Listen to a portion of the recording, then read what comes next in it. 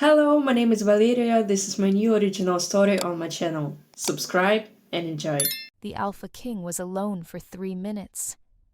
The waitress walked in at the wrong second. Now he can't let her leave. They tell you to be invisible. Not with words, not exactly. No one hands you a document that reads, "Learn to disappear," and sign at the bottom. It happens more slowly than that, more quietly, the way water wears stone. 100 small corrections.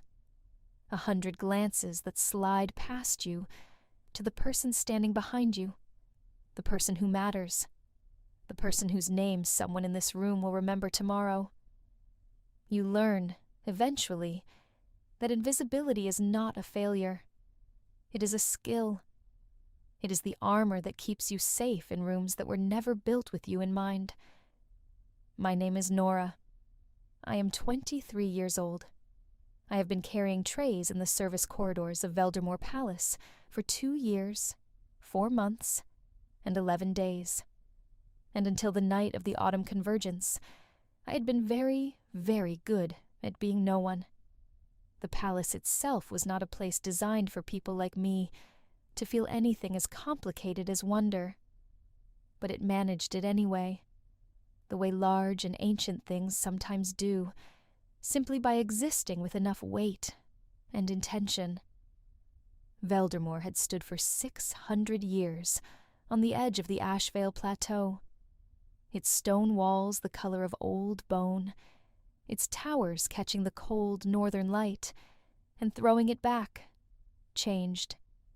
The inner corridors smelled of pine resin and candle wax, and something older underneath. Some mineral darkness from the mountain the palace had been built into, as though the rock itself was still breathing.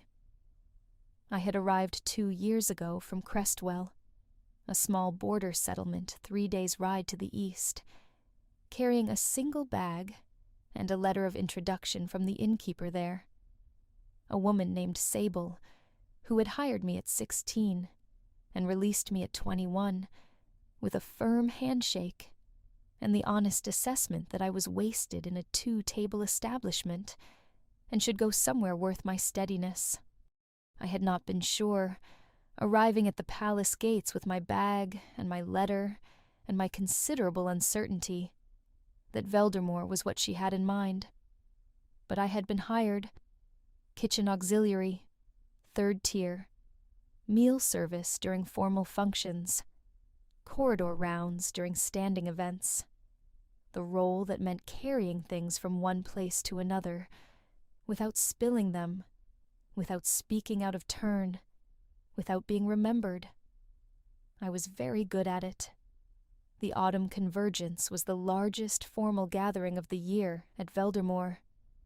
Every allied pack within 3 territories sent representatives. Every corridor was lit with double the usual torches. The kitchens operated at a volume and speed that felt less like cooking and more like controlled catastrophe. And the senior staff moved through the chaos with the focused intensity of people who understood that the margin for error tonight was precisely 0. My assignment was the Western Gallery service corridor, not the main hall, not the great dining chamber where the Alpha King and his guests would be seated at the long stone table beneath the hunting banners. The corridor that ran parallel to those rooms, the one used exclusively by serving staff, the artery through which plates and carafes and warming trays moved from the kitchens to the function rooms, without interrupting the sightlines of anyone important. It was, I understood, a good assignment for someone like me. It kept me close enough to the function to be useful, and far enough from the guests to be structureless, a background element, a hand that appeared and withdrew.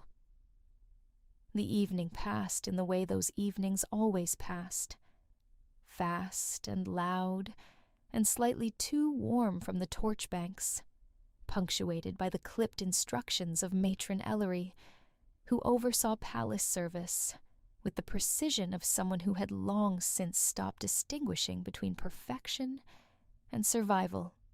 She moved through the corridor in her dark gray uniform, adjusting angles on trays, redirecting staff who were moving at the wrong pace, correcting a girl named Petra, who had allowed her service napkin to be visible during a plated course. I moved when I was told to move. I carried what I was asked to carry. I did not spill. At the hour of the third bell, when the formal dinner had concluded and the guests had moved to the reception gallery for the late rounds of wine and alliance discussion that always followed, the western corridor went quiet. The frantic movement slowed. Staff began returning trays to the kitchen stacks, wiping down surfaces, consolidating what remained. Matron Ellery released half the team. I was in the second half, assigned to retrieve the remaining service items from the corridor's far end before the deep cleaning crew came through. It was straightforward work, the kind I could do without thinking, which was usually its own comfort. I worked my way down the corridor, collecting the small things, the forgotten linen squares, the empty warming trays, the carafes that had been set on the stone ledge and not returned. At the far end of the western corridor, there was a door that I had always understood to be a secondary access point to the palace's inner wing, the private wing, the one that did not appear on any service map I had ever been handed. The door was standing 3 inches open. I stood in front of it for a moment with a stack of folded service linen in my arms and considered this fact. 3 inches was not an accident. 3 inches was a latch that had not caught fully, a mechanism that had been used recently and not quite closed behind whoever had passed through. In 2 years of walking this corridor, I had never seen that door anything other than shut. I should have left it. I should have set my stack down, pulled the door fully closed, and continued back toward the kitchens. What I did instead was push it open, because there was a sound coming from the other side. Not a voice, not footsteps. Something smaller and quieter than that. The specific, muffled sound of a room being used by someone who believed, completely, that they were alone. The door opened into a small antechamber I had never seen before, low-ceilinged, stone-floored, lit by a single torch in a wall bracket that had burned down to its last quarter. A simple stone arch on the far wall led into the room beyond, and through it I could see the edge of a heavy wooden table and the cold ash of a fireplace that had not been lit tonight. And a man. He was standing with his back to me, partially turned toward the table, and he was doing something so ordinary and so completely at odds with every expectation of the space he occupied that for a moment my mind simply refused to process it correctly. He was eating bread, not from a plate, not with any of the formal accoutrements of the evening that had just concluded in the dining hall 30 feet away. He was holding a round heel of plain gray kitchen bread, the kind baked in bulk for the morning staff, in both hands, and he was eating it with the focused, quiet urgency of someone who had not eaten in a very long time, and had found finally a moment no one was watching. I recognized him. I would have recognized him at greater distance, in worse light, without the specific cut of the uniform he still wore, the deep charcoal gray, with the silver wolf and crown insignia at the chest. I would have recognized the width of his shoulders, the way he stood, the particular quality of stillness he carried, even in a room no one was supposed to see him in. Aldrich Veldermore, the Alpha King. He was 28 years old. He had ruled since he was 22, inheriting a crown and a set of territorial disputes from a father who died suddenly, and a council that had moved immediately to test whether the young king would hold. By every account I had ever overheard in the service corridors, he had held, not through performance or declaration, but through a specific quality of intention that people described differently, depending on who was describing it. Steady, some said. Ruthless, said others. Unmovable, said the ones who had been on the wrong side of one of his decisions. Patient, said his senior guard, Renwalt, in a tone that made it clear patience was not the softest of his qualities. He was, in every corridor conversation I had ever accidentally absorbed, a man who did not have unguarded moments. And yet, he was standing in a cold antechamber off a service corridor, with a heel of gray bread in both hands, eating it the way a person eats when they are very hungry and very tired, and have been sitting inside a formal dinner for 4 hours, surrounded by people who required things of them without stopping. And he had not yet noticed that I was standing in the doorway with a stack of service linens pressed to my chest. I do not know how long I stood there, long enough for my arms to understand that I had forgotten I was holding anything, long enough for the torch in the wall bracket to flicker once in the draft from the door I had pushed open. He heard it. Not me. The draft. He turned, and for 4 full seconds, we looked at each other across the narrow stone room. He had a piece of bread in his right hand. His jaw had stopped mid-motion. His expression was not the composed authority I had seen in profile at a distance during formal functions. It was the expression of a man who had been entirely private and had just discovered he was not. I had service linen in my arms, and no reasonable explanation for being on the other side of a door. I had no authorization to open. Neither of us moved. Neither of us spoke. I became aware, in a distant and oddly calm way, that this was the most dangerous moment of my 2 years at Veldemort, and possibly of my life. Then he closed his eyes, just for a second, just long enough to be a breath rather than a blink. When he opened them, something in his face had resettled, not into coldness, not into the formal blankness of the king receiving a staff member who had overstepped, into something quieter, something that looked, if I was reading it correctly, almost like a decision. He said nothing. I said, my voice coming out steadier than I had any right to expect it to. I apologize. The door was open. I will close it behind me. He looked at me for another moment. Not through me, the way most of the people in those corridors did. At me. Then he nodded once. I stepped back. I pulled the door shut carefully, making sure this time that the latch caught. I stood in the western service corridor with my stack of folded linens and listened to the sound of my own heartbeat for a moment. Then I picked up the remaining service items and carried them back to the kitchens. I did not tell anyone, not Petra, who would have listened with enormous eyes and immediately told someone else. Not the girl named Wren who shared my dormitory corridor and occasionally asked me questions I did not answer. Not anyone on the morning shift who might have noticed that I was quieter than usual, more careful in the ways I moved through the palace in the days that followed. I carried it alone.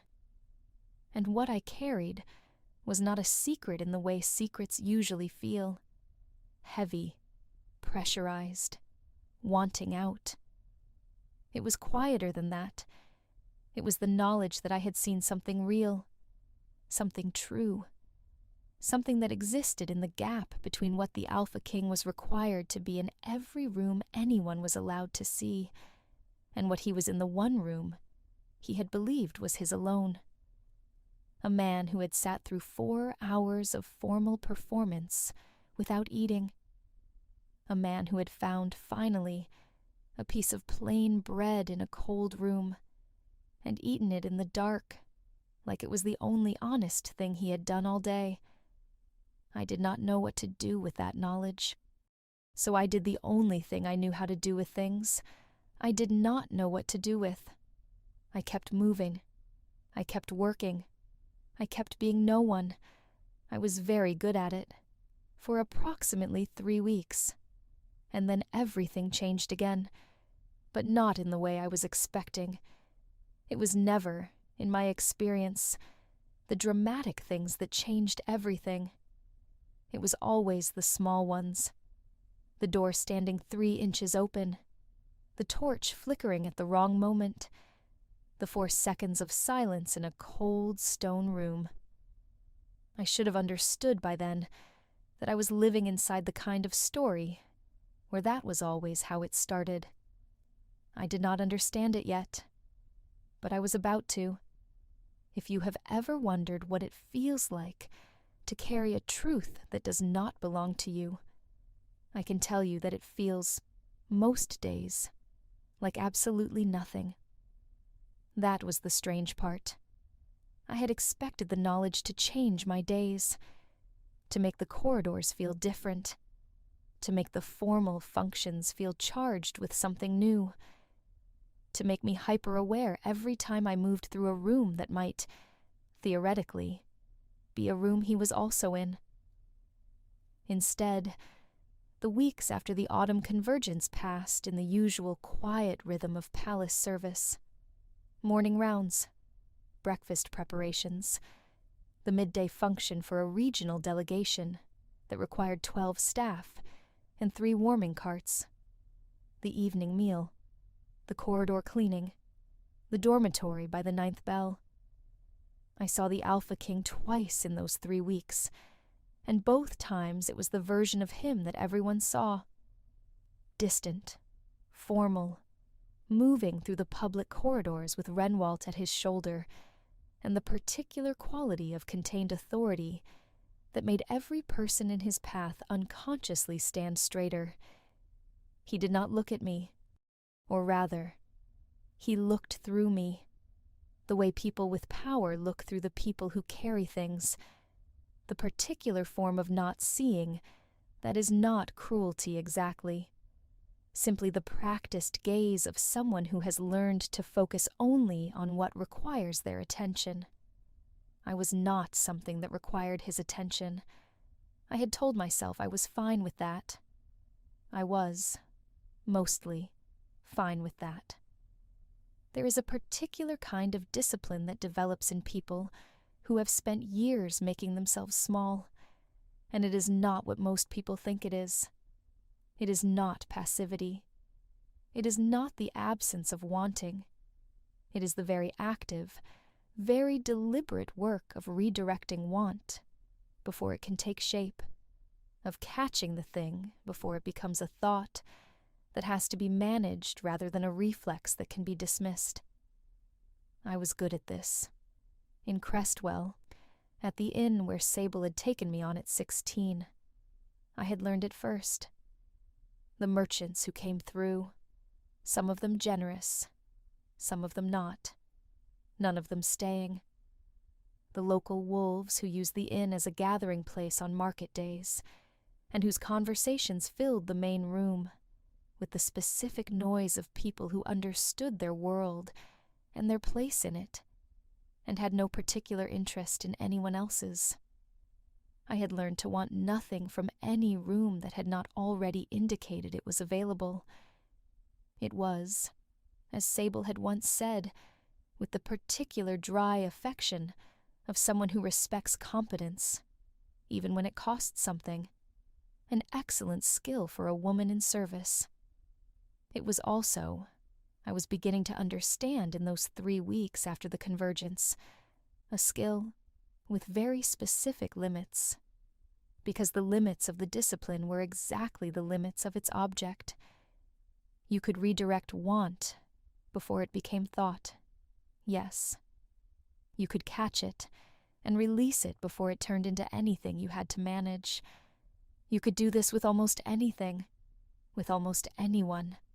What you could not do, what the discipline had never been designed to address, was the specific quality of a moment that was already over. Because a moment that was already over was not a want. It was a memory. And memories do not redirect. They do not catch. They sit in the particular way of things that have already happened and are therefore outside the reach of any discipline designed for the future. Until the morning, Matron Ellery called me to her office. The matron's office was a small room at the junction of the east and west service wings, practical and sparsely furnished. Her desk clear of everything except the current week's function schedule, and a clay cup of tea she never seemed to fully drink. She was a woman of 50, with steel-gray hair pinned in a severe knot, and the direct, unhurried manner of someone who had been managing palace service for long enough to have seen several versions of everything, and maintained her judgment regardless. She was not someone whose office summons were ever casual. I sat in the chair she indicated. She looked at me across the desk, with an expression I had not seen from her before. Not the focused assessment of a supervisor noting a technical failure, not the flat efficiency of schedule communication. Something more considered. Something that had the particular texture of a decision already made. "Nora," she said, "3 weeks ago, during the autumn convergence, you were assigned the Western Gallery corridor. Yes, matron. You completed your retrieval assignment at the end of the evening. Yes." She set down her tea. "Were there any irregularities during that assignment?" The word irregularities sat in the air between us. I held it there for a moment. She was watching me in the careful way of someone who already knows the answer and is measuring something other than the answer itself. The latch on the secondary access door at the corridor's far end had not caught fully, I said. I noticed it was standing open. I closed it. Silence. Not hostile, not satisfied, something in between.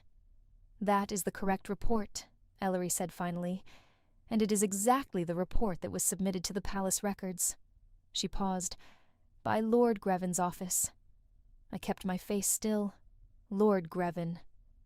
The name was not unknown to me, in the way that names attached to significant authority are never entirely unknown to people who work in the spaces between rooms where that authority operates. He was the king's senior council advisor, the man who managed the formal apparatus of the crown's public image, who oversaw which information moved through which channels, and in which form. Tall, thin, with the precise and measured bearing of someone who treated every conversation as a document that might one day be entered into evidence. He had submitted a report about the door. "I would like you to understand something," Ellery said, and her voice had shifted into the register she used when she was communicating something that mattered more than its surface content. "Lord Grevin's office has requested a formal account from all staff assigned to the Western Gallery on the night in question. The request is routine. It is also very specific." She looked at me. "Staff are asked to confirm, in writing, that they observed no unauthorized access to the inner wing during their assignment." I said nothing.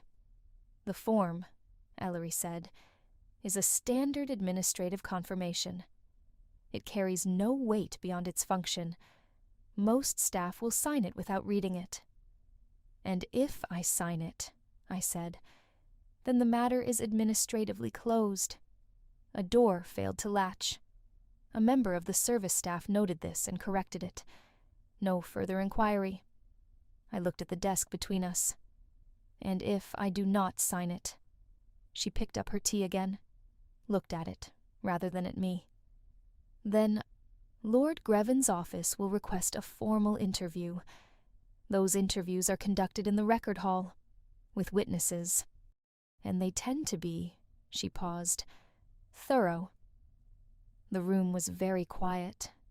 I understood what she was telling me, not because she had said it plainly, but because she was someone who had managed palace service for long enough to have learned the particular grammar of warning delivered as information.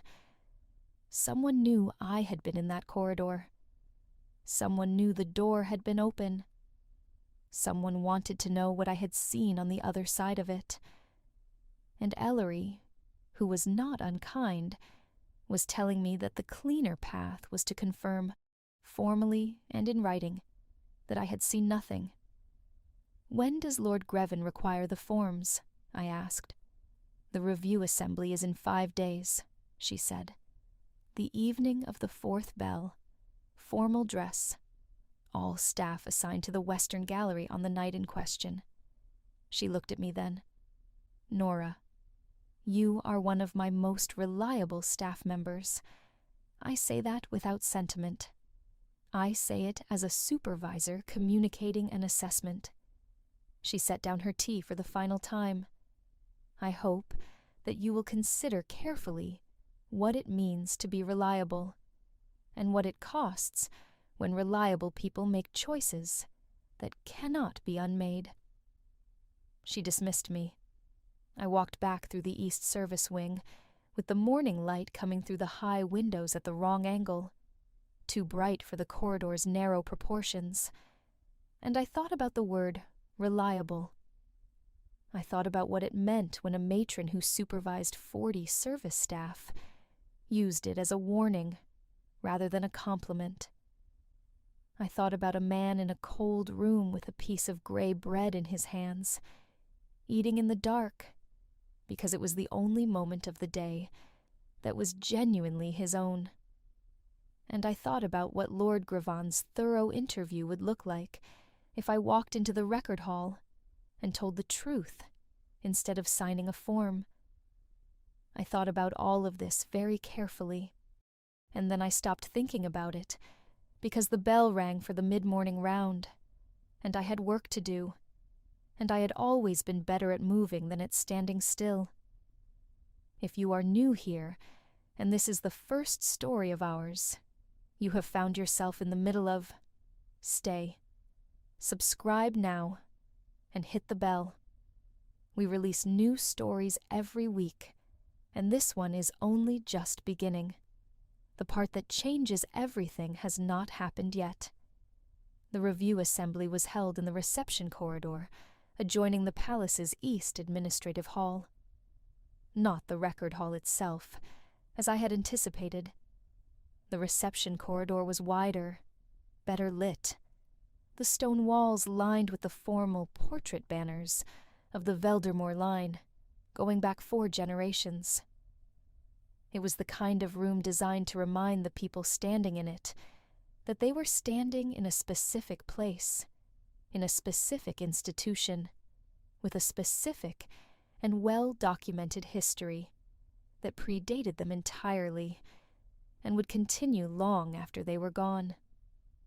There were 9 of us called in total, 8 from the Western Gallery corridor assignment, plus a senior kitchen runner named Dav, who had apparently been in an adjacent passage during the relevant window of time. We stood in a loose formation near the center of the room, while 2 of Lord Greven's administrative secretaries moved through the group with formal document boards, presenting each staff member with the 1-page confirmation form and collecting signatures at a small side table set up beneath the 3rd portrait banner from the east wall. Lord Greven himself stood at the far end of the corridor. He was exactly as I had expected from the overheard corridors, tall and angular, dressed in the formal navy of the senior council, in a style that managed to be both precise and somehow weightless, as though he occupied his own space with complete authority and required nothing from the room to confirm it. He was not reviewing the signatures. He was watching the process with the particular attention of someone who is not interested in the data itself, but in the behavior of the people producing it. He was watching to see who hesitated. I understood this the moment I entered the room. I also understood, with the kind of quiet and total clarity that sometimes arrives in moments of specific pressure, that I was going to sign the form. Not because I was afraid, though there was a version of fear present in the way my hands felt too aware of themselves as I took the document board from the secretary. Not because Ellery's warning had landed the way warnings are designed to land, but because of something much simpler. I had been in that corridor. I had opened a door. I had seen something I was not supposed to see. And in that seeing, I had learned something about a man that no one else in this room, including Lord Greven, was supposed to know. And that knowledge was not mine to trade. It was not a secret I had been given. It was a moment I had stumbled into, uninvited, through a door that happened to be standing open. Signing the form did not feel like compliance. It felt like the only honest thing available to me. I signed it. I returned the document board to the secretary. I moved toward the edge of the room to wait for the assembly to conclude. And then Lord Greven said my name. Nora. Not loudly, not with performance, just the name, quiet and precise, from the far end of the corridor. The room's ambient movement slowed in the way it always slows when the person with the most authority in a space says something. I turned. He was looking at me with a long, measuring expression. You were assigned to the westernmost section of the corridor, the section nearest the secondary access door. Yes, my lord. And you noticed the latch had failed to catch. Yes. And you closed it. Yes. He was quiet for a moment, in the particular way of a man who is not done asking questions, but wants the person across from him to believe he might be. And you saw nothing through the open door. It was not phrased as a question, but it was unmistakably a question. I met his gaze.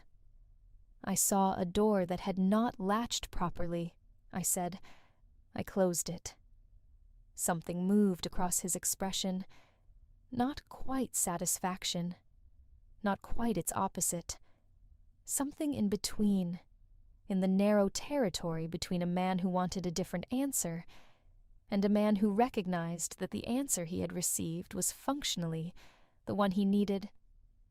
He nodded once.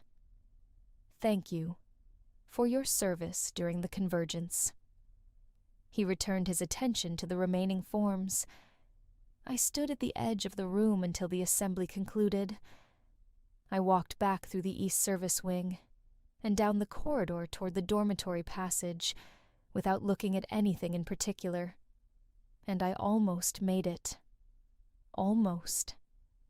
I was passing the junction between the East Administrative Corridor and the main internal passage, the wide one that connected the service wing to the central palace, when I heard footsteps moving in the opposite direction and stepped automatically to the right. The service staff's instinctive lateral shift to clear the path for anyone moving with authority and purpose. The footsteps slowed, then stopped. I did not look up immediately. In 2 years of palace service, I had learned that the safest response to uncertainty was stillness. But then a voice said, very quietly, positioned in the air approximately 4 feet to my left, the gray bread, with caraway. Since that night, I have asked for it every morning. I looked up. He was not wearing the formal charcoal and silver of the convergence. He was in the working clothes he wore for the internal palace hours. Dark wool, plain cut, nothing on them to announce him to someone who did not already know. Renwalt was not with him. No one was with him. He was alone in the corridor, in the way that he was almost never alone in any corridor that was not a cold antechamber off a closed service passage. He was looking at me, not through me, at me. His expression had the same quality I had seen in the antechamber, the one that had looked like a decision being made. Except that 3 weeks had passed since then, and the decision he was looking at me with now was not the same one he had made in the first 4 seconds of that encounter. This one had had time to settle. This one had had time to become something more than a reflex. "I understand," I said. Because I did. Because the caraway bread was not a detail. It was not a pleasantry. It was the smallest possible acknowledgement that could be offered in the language of a man who did not have the space in any official grammar to say what he actually meant. He had remembered. He had remembered, and he was telling me that he had remembered, in the only way available to him in a corridor where anyone might walk past, where the walls had ears, and the palace had a man like Lord Greven who submitted reports about unlatched doors. He nodded once. Then he continued down the corridor. I stood at the junction for long enough that my feet registered they had not moved in a while. Then I walked back to the dormitory passage and sat on the edge of my bed for several minutes, doing nothing in particular except existing inside the specific and disorienting weight of being seen by someone who was not supposed to see you. It was, I thought, the strangest thing that had ever happened to me. And it was about to get considerably stranger. Lord Greven moved on his 5th day after the assembly.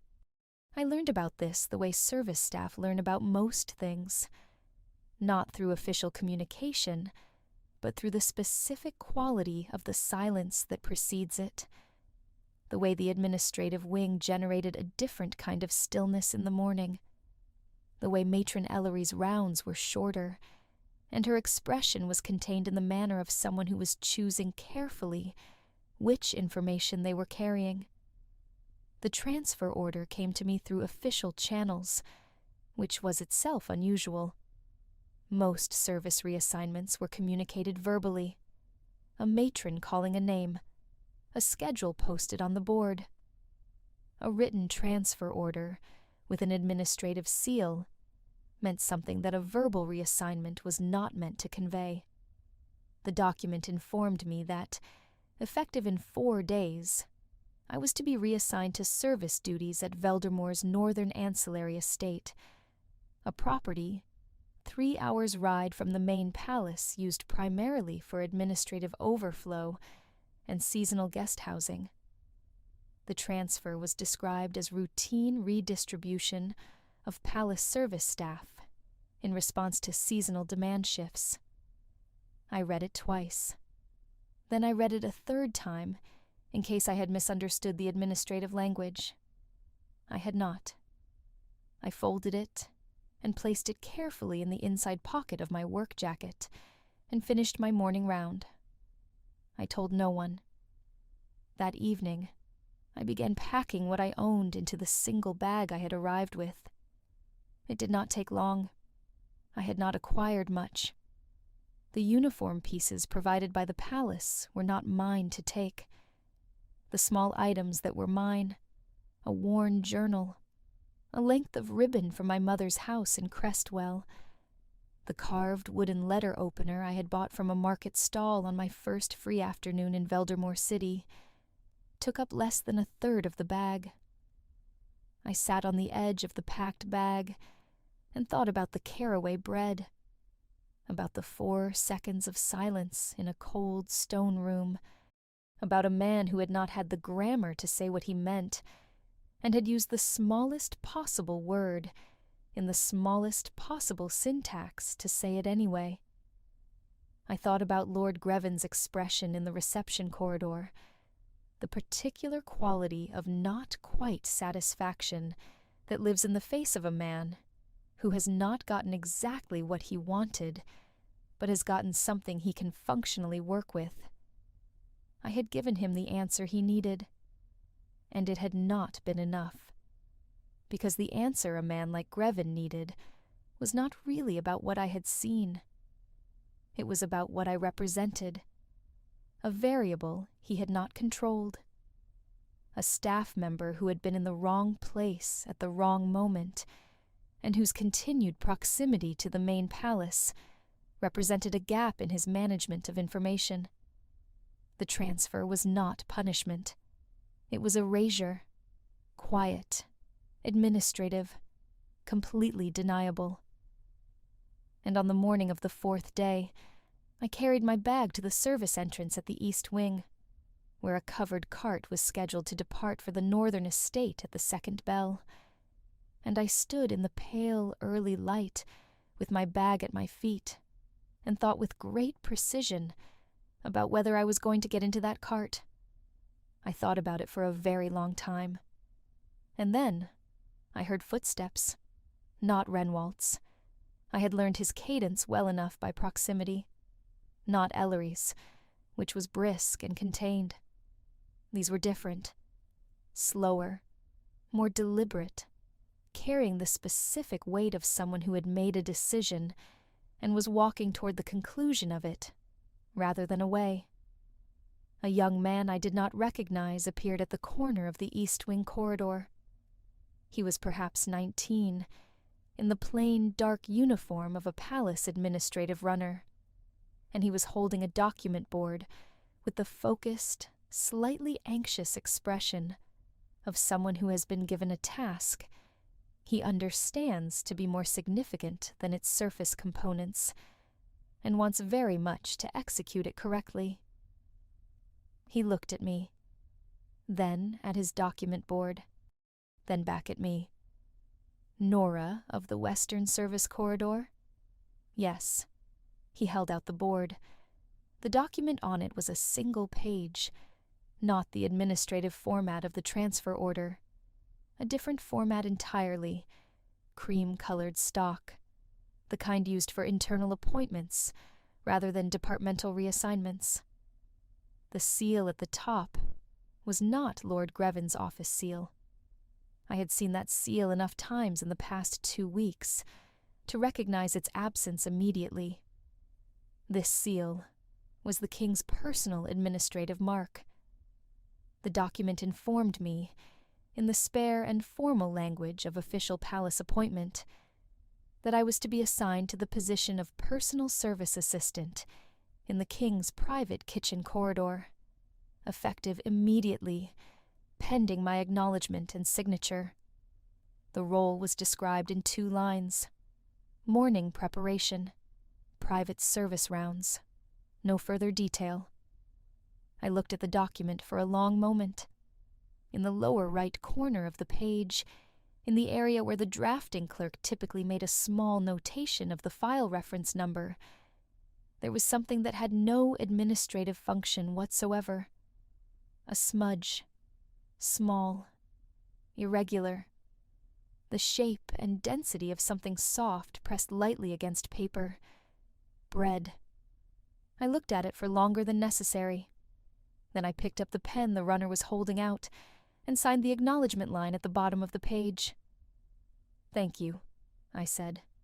He nodded, clearly relieved, tucked the board under his arm, and departed with the quick, purposeful stride of someone returning to a task completed. I picked up my bag, not to carry it to the cart. I carried it back down the East Wing corridor, past the dormitory passage, past the kitchen junction, and through the narrow archway that the document had indicated led to the private kitchen corridor of the king's inner wing. The door at the far end of the corridor was heavier than the service corridor doors I was used to. I pushed it open. The room on the other side was a small, stone-walled kitchen. Functional rather than grand, equipped for simple, practical preparation rather than formal service. It smelled of wood smoke and something warm and familiar that it took me a moment to place. Bread. On the narrow wooden table against the far wall, a round loaf had been set on a cloth. Plain grey kitchen bread, the kind baked in bulk for the morning staff. Beside it, a small clay jar that, when I leaned toward it, turned out to contain caraway seeds. There was no one in the room. But there was a second door on the far wall, and through the narrow gap where it stood fractionally open, I could hear the specific, deliberate sound of footsteps that I had already, without meaning to, learned to recognize, moving away, down a corridor I did not yet know, as though giving me time to arrive first, as though understanding, without it having been said, that there was a version of this that would only work if I had been given the space to choose it before he walked back through the door. I set my bag on the floor beside the wooden table. I stood in the small stone kitchen for a moment. I looked at the bread, at the caraway seeds, at the door standing slightly open. Then I began to learn the room, the shelves, the surfaces, the particular way the light came through the narrow window above the fire grate in the morning, warm and slanted, and in no hurry to be anywhere else. I was still learning it when the far door opened fully, and the footsteps came back. He stepped into the kitchen doorway and stopped. He looked at me, at the bag on the floor beside the table, at the fact that I had moved 2 of the items on the counter into a slightly more functional arrangement without being asked. His expression did the thing it did, the thing that was not quite readable, not in the ways that most expressions are readable, but that had a texture to it, a particular quality of presence that I had come to understand over the course of several weeks, and a very small number of significant moments, was the closest he came to saying things out loud that he had not yet found the words for. I said, "The caraway bread takes longer to rise. If you want it in the mornings, the preparation should start the night before." He was quiet for a moment. Then he said, "I know." And then, "Can you do that? Not can the kitchen do that. Can you do that?" I held his gaze. "Yes," I said. He nodded. He crossed to the table and sat on the bench at its far side, and looked at the bread on the cloth with the expression of a man who has not yet eaten today, and has been in 3 administrative sessions since before dawn, and is not going to say any of that, because none of it has a place in the grammar he has been given. I cut 2 slices. I did not ask if he wanted them. He did not say thank you. He ate with the quiet, unhurried focus of a man who is, for this particular window of morning, in a room where he is not required to be anything that the room has not already, simply by virtue of what it is, already permitted. We did not speak for several minutes. The fire in the grate crackled once. The light through the narrow window moved slowly across the stone floor, indifferent and warming, in no hurry at all. Do not miss what comes next. Subscribe now, if you have not already, and turn on notifications. Every story we release is built to hold you from the first second to the last, and the next chapter of Nora's story is one you will want to be here for when it arrives. The mornings became a rhythm. This was the thing that surprised me most. Not the significance of the appointment, not the specific weight of the document with the king's seal that had redirected my life in the span of a single page. Not even the complicated architecture of the situation I was now inside, the Lord Grievan problem, the palace staff who noticed that the transfer order had been issued and then quietly reversed without explanation, the particular quality of Matron Ellery's expression when she saw me in the East Service corridor, 3 days after I should have departed for the northern estate. What surprised me was how quickly it became ordinary, Not ordinary in the sense of small or unimportant. Ordinary in the sense of consistent, reliable, a sequence of mornings that assembled themselves around the same elements in approximately the same order, and that produced over time the specific and unremarkable peace of a place that has become familiar. I arrived at the private kitchen corridor at the first bell, before the main palace kitchens began their morning operations, when the service wing was quiet enough that my footsteps in the stone passage were the loudest thing in it. I prepared the bread. The gray kitchen loaf with caraway seeds, started the evening before, as I had said, shaped in the morning, baked in the small fire grate, while the rest of the preparations came together. Strong tea, plain and dark the way he took it. Whatever was in the stores that morning, assembled without ceremony on the narrow wooden table. He arrived at the second bell, usually within minutes of it, moving through the far door with the contained purposefulness of a man who had already been working for an hour and would continue working for many more. He sat. He ate. He was quiet. Sometimes he brought documents, not to share with me, not to discuss, simply to continue working in the same space, in the specific way of a person who has discovered that thinking is easier in a room where they are not required to perform anything. On those mornings, I moved around the kitchen as quietly as I could, restocking what needed restocking, cleaning what needed cleaning, present without being intrusive in the way that I had spent 2 years learning to be, and that had always, until recently, felt like a diminishment. It did not feel like a diminishment now. It felt like the particular quality of care that does not announce itself. On other mornings, he did not bring documents. On those mornings, he sat and ate, and occasionally said something. Not personal things, not confessions or revelations, or the kinds of disclosures that the situation might, in a different story, have invited. More like the ambient remarks of a person thinking out loud, in a space where thinking out loud felt safe. The Eastern Pack delegates are bringing their youngest sons to the winter formal.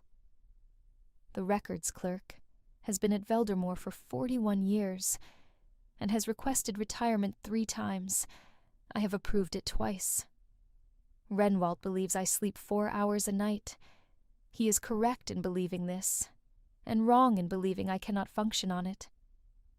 I learned to receive these remarks the way they were offered, not as invitations to respond with equal disclosure, as the specific kind of companionship that exists in parallel rather than in exchange.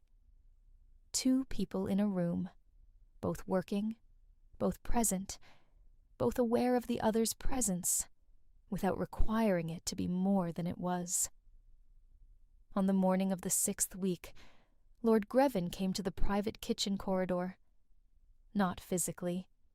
He was not, as far as I was aware, permitted in the inner wing, without an explicit invitation from the king, and no such invitation had been issued. But his presence arrived in other ways, in the form of a formal administrative inquiry submitted to the Palace Household Management Office, questioning the basis for an appointment to the private service corridor that had bypassed the standard staff assignment process, in the form of a notation in the weekly council report requesting clarification on the king's personal household staffing decisions. I knew about these things, not because anyone told me directly, but because I had learned, over 6 weeks in the private kitchen corridor, to read the mornings. The way a specific kind of stillness preceded a specific kind of difficulty. The way a man who was very good at not showing things nonetheless showed them in the precise and minimal ways available to a person who has very little practice allowing anyone to see him. On the morning the administrative inquiry reached the council table, He arrived at the kitchen 12 minutes later than usual. He sat. He did not bring documents. He looked at the bread on the table for a moment. Then he said, "Grevin has submitted a formal challenge to your appointment." I cut a slice of bread, set it in front of him. "I expected that," I said. He looked at me. "You expected it." "He is a careful man," I said. "Careful men do not leave gaps they can identify." He was quiet. "He believes," I continued, cutting a second slice, "that I am a gap. Are you?" I set the second slice on the table beside the first. "I do not know what I am," I said honestly. "In this context, I know what I am in the corridor, in the kitchen, in the work." I looked at him. "I do not know what that is called in the formal language Lord Grevin uses when he submits his inquiries." He looked at the bread. Then he said, very quietly, not as a question, but not quite as a statement either, something that occupied the particular grammatical territory between the two, where the things he could not say plainly seemed to live. "I know what it is called." I held his gaze. "Then that is what it is," I said. The fire crackled. The morning light moved across the stone floor. He picked up the bread and ate it.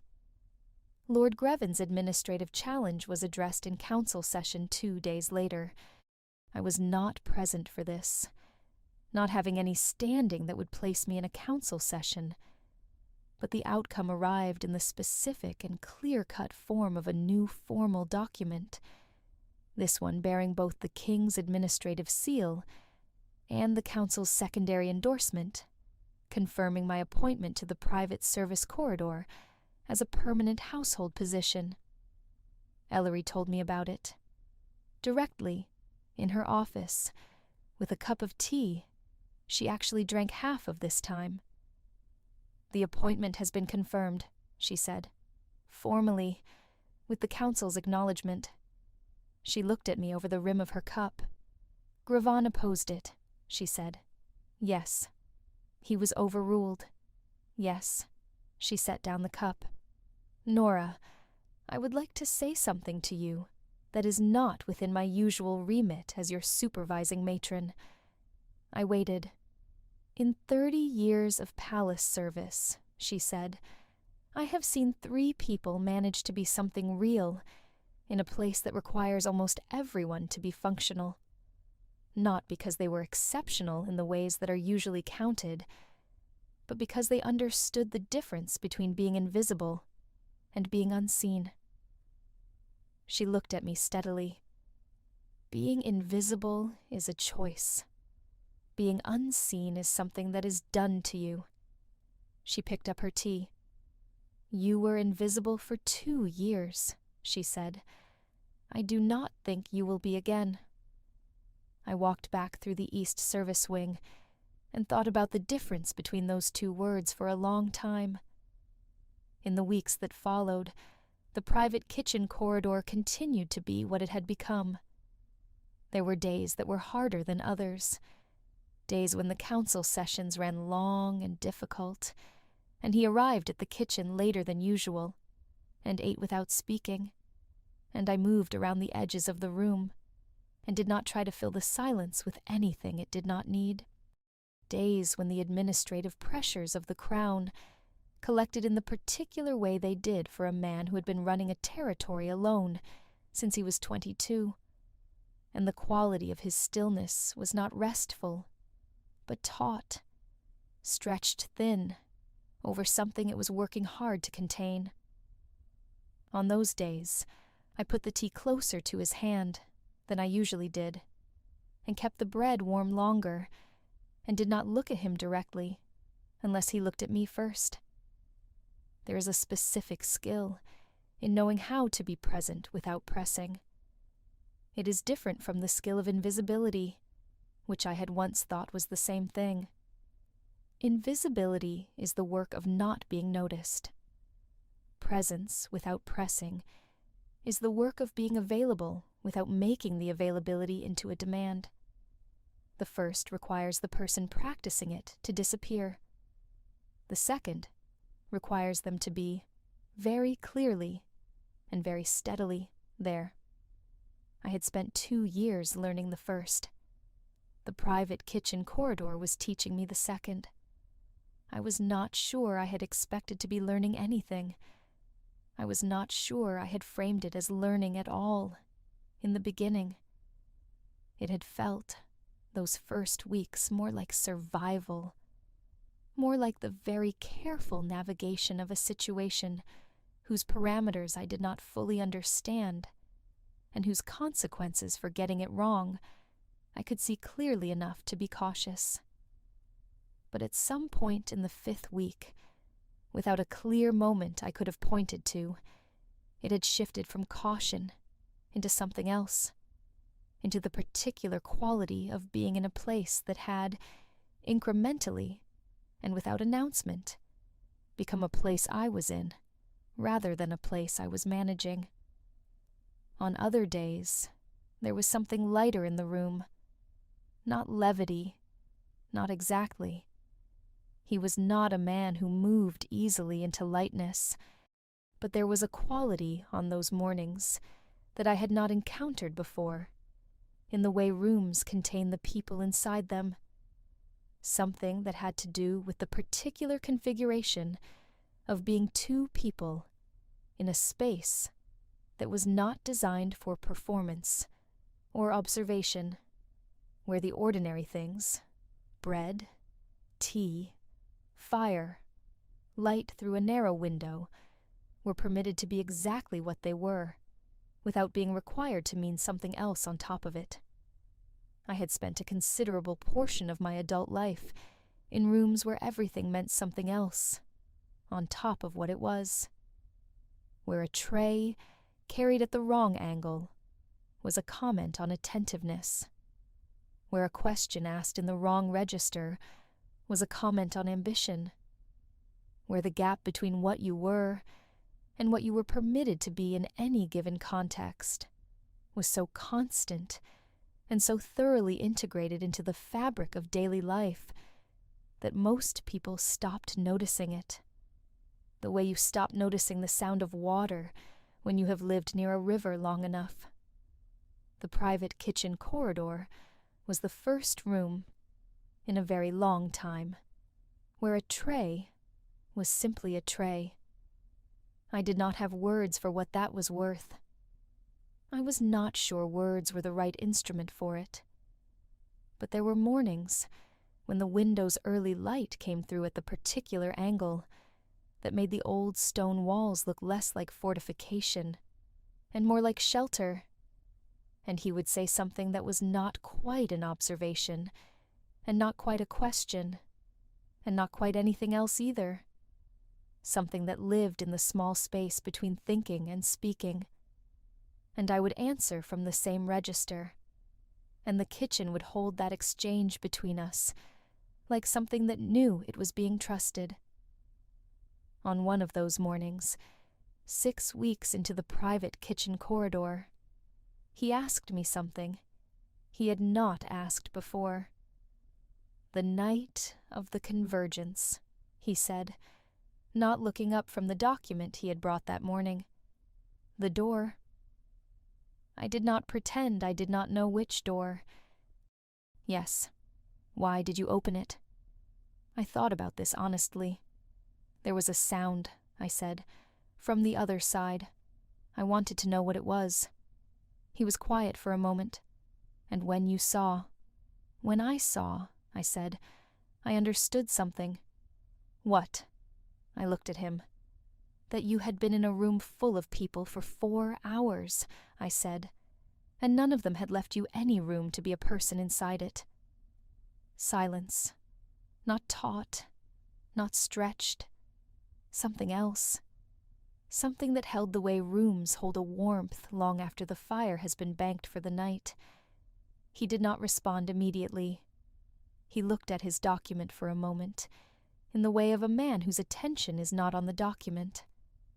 Then he said, very quietly, The bread was from the kitchen stores.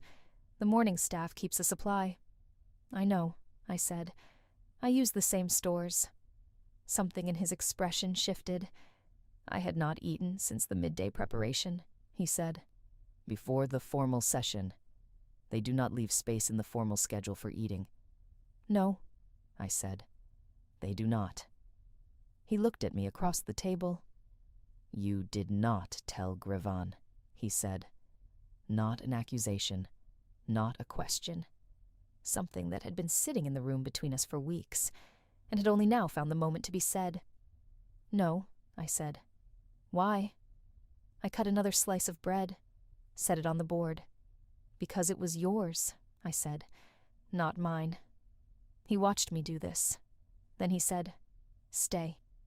Not as an order, not as a request exactly. The word occupied the specific territory between the two, where the things he said when he meant them most seemed to live. I looked at him. I am already here, I said. He looked at me for a long moment. Then he picked up his tea. The fire was low. The morning light was moving across the floor in the slow, deliberate way of something that has nowhere else it needs to be. The caraway bread was warm. Outside, the palace continued its operations. The council met. The administrative wing generated its documents. The service corridors moved their quiet traffic of trays and linens, and the particular labor of people who kept large and complicated things functioning without being visible enough to be thanked for it.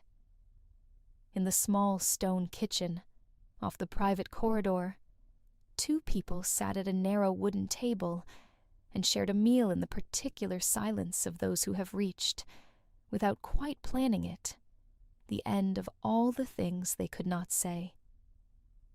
And discovered, on the other side of that silence, that what remained was more than enough.